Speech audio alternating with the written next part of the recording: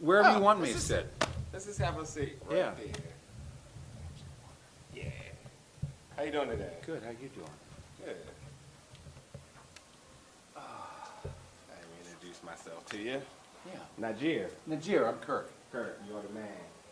So, the weird thing is, every voice actor, I have never, ever asked a voice actor this. I know you probably get asked a lot, but do you ever have people say, can you say this for me? I've never done that to anybody. I get asked that all the time. I just feel like because you hear it all the time, like, I don't want to hear that again. So, but seriously. The thing is, I don't always remember lines of characters. So if you feed me a line, I can do it. Okay. Depending on the character. I mean, if it's one of my more obscure characters. It is definitely one of your most notable characters. Then I can will probably do it. I will say, like, and for my friends and fans that are going to watch this, like, I still own the Dreamcast, and Sonic Adventure is one of my... him I can do. Yeah. Oh, yeah. One of my favorite games. It's literally, and it's weird because Sonic Adventure 2, which was the two-player version of Sonic Adventure, basically, was a very competitive game around my neighborhood, believe it or not. And, you know, you only had the choice between the nice and novelty in Sonic or the badass in Shadow. And Shadow came out talking trash. I was like, oh, I like this guy. And so I had to be Team Shadow forever. So, but if you remember if you've ever played the game, remember how the game is. Shadow comes out, and when Sonic comes out and say, hey, do something regular like that, and then Shadow comes out and say, playtime is over. So if I can hear you give me that, the Shadow, playtime is over, I will be, I might be done with the interview, actually. Playtime is over. Oh my God, that is awesome, that is awesome. That's how I did it. Oh yeah, that's it, that is it. Man, that's awesome. We're here at Otakon 2019, and I'm here with, God, this guy has done, I had to write it down, over 500 voice roles, which is amazing. Kirk Thornton, everybody. Hey everybody, how you doing? Also, welcome to the con. Otakon, it really packed on the gas, and I saw your name. I hit RSVP so fast. I've been wanting to come here for years.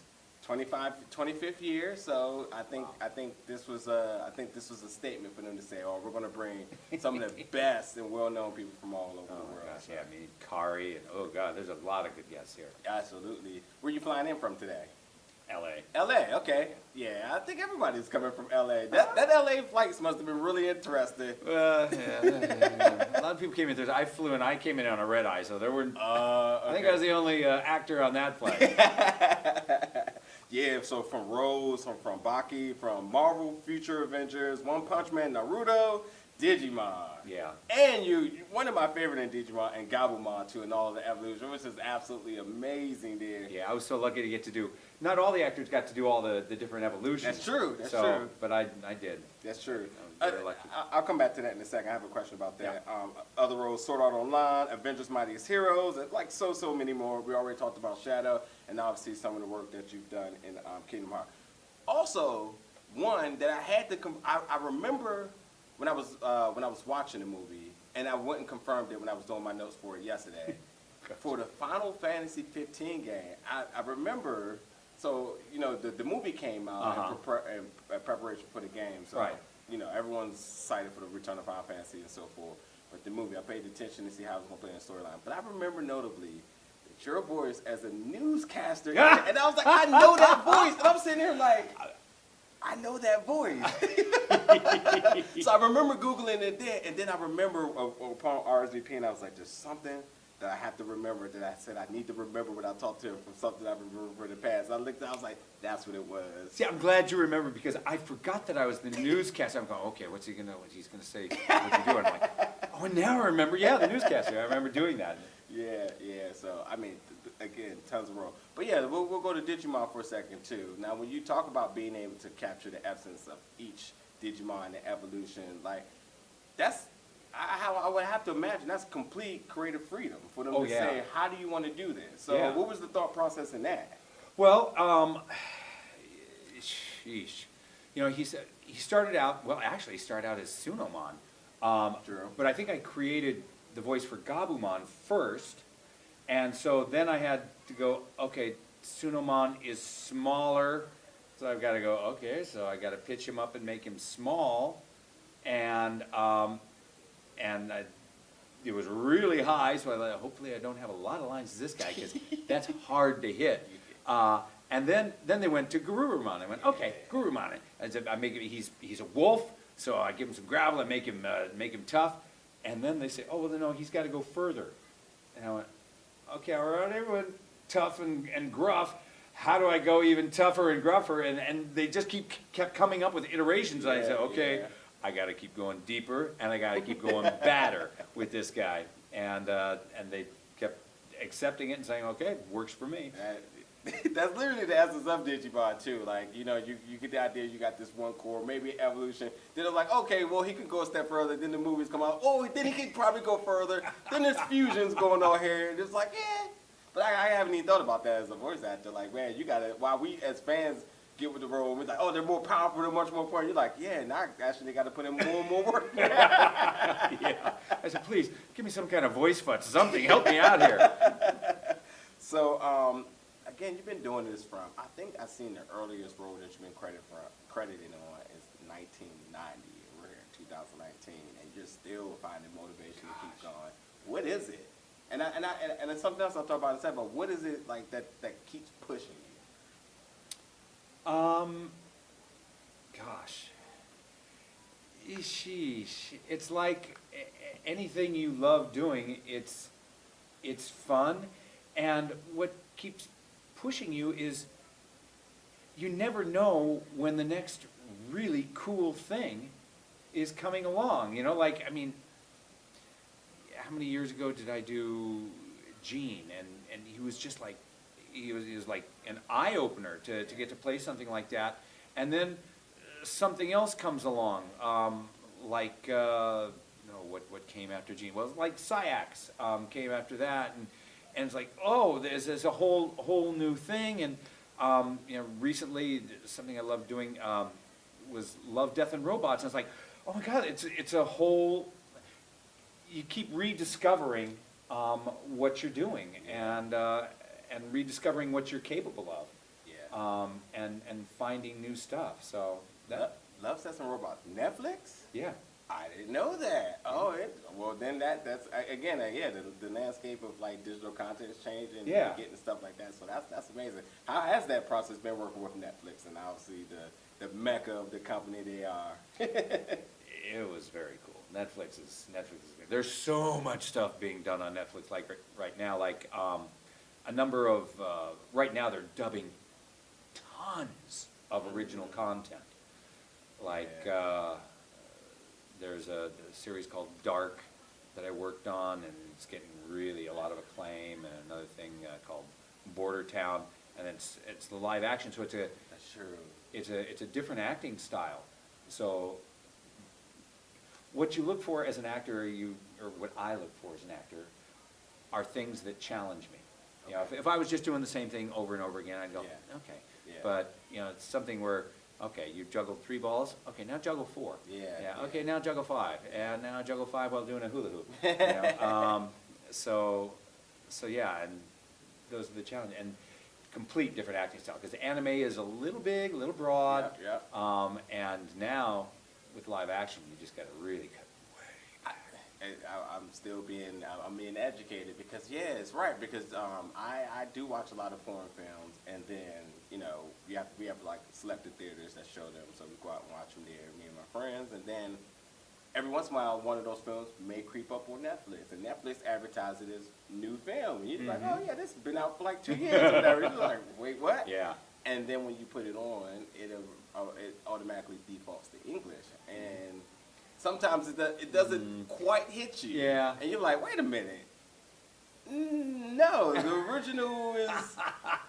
And I have to think, somebody has to do the job. And I ignorantly thinking is that, oh, they just make the person who originally do it say it in English. And every once in a while. Yeah. That's awesome. Man, I guess as long as the money's coming in, the opportunities are rolling, and Netflix is doing stuff like that, it's going to be good. Yeah, just new doors open up all the time. Yeah, the motion capture, that's a blast to do. And God, gosh, I got to do the motion capture and facial cap for Lord Hood in the Halo, what's the name of this? Anyway, Yeah. I didn't do for once I didn't do the voice, but they actually captured my face. Okay. And so it's my face. Nice. Which is,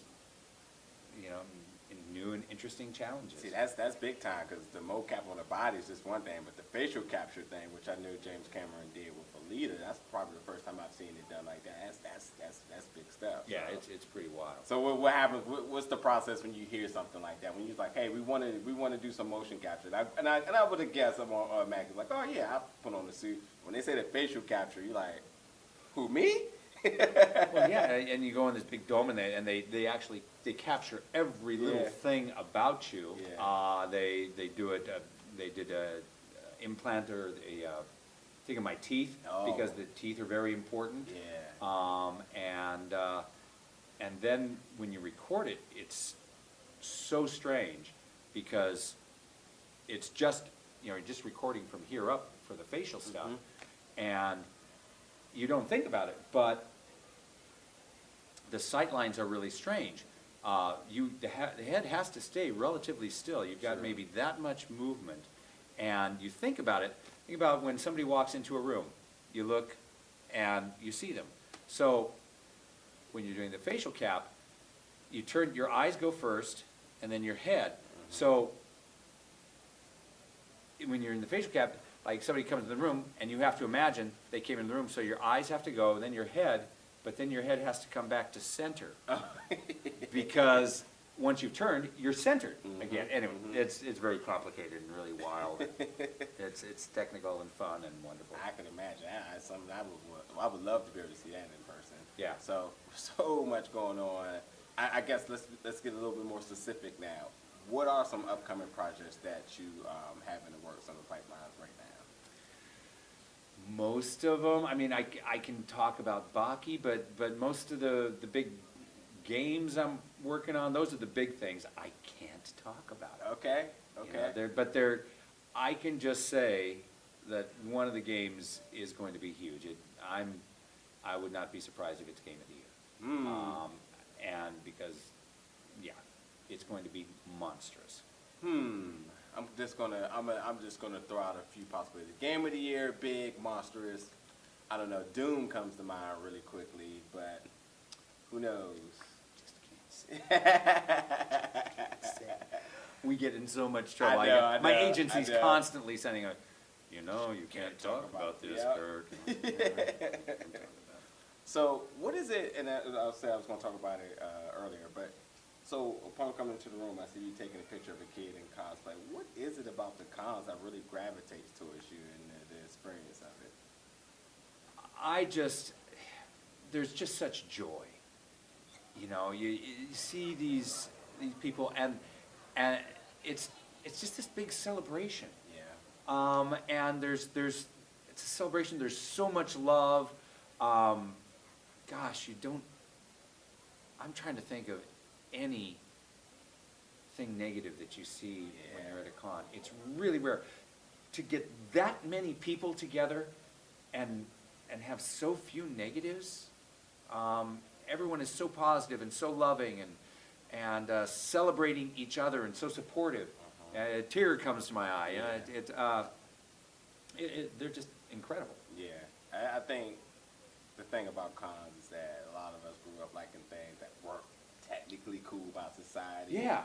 And then you come to these places and you see a billion other people that was like, yeah, that was me too, and it just feels like home. And then that's just on the regular friend and fan standpoint. But then you get to meet people like you who's just at an arm's reach of a panel or arm's reach of meet and greets or even opportunities like this, and it's just like, wow. Yeah. You're like the voice that made me and my cousins and friends compete to the end of the world in Sonic Adventure. No, it's so wonderful. It just, God, you have no idea how that feels to be, the person who, they're made an impact on someone. And, oh, gosh. Yeah.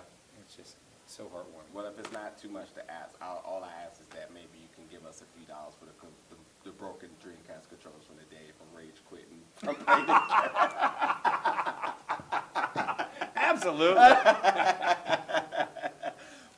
so much for chatting with me today. And I have to say, we're going to have to get one more Shadow line because that just warmed my freaking heart. That was so amazing. Oh, all I can think of is.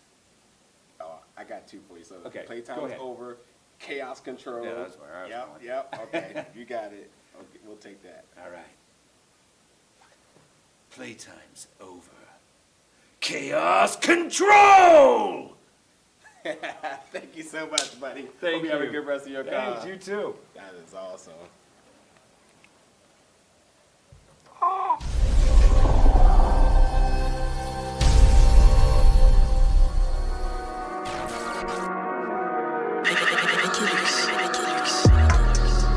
Big old bell.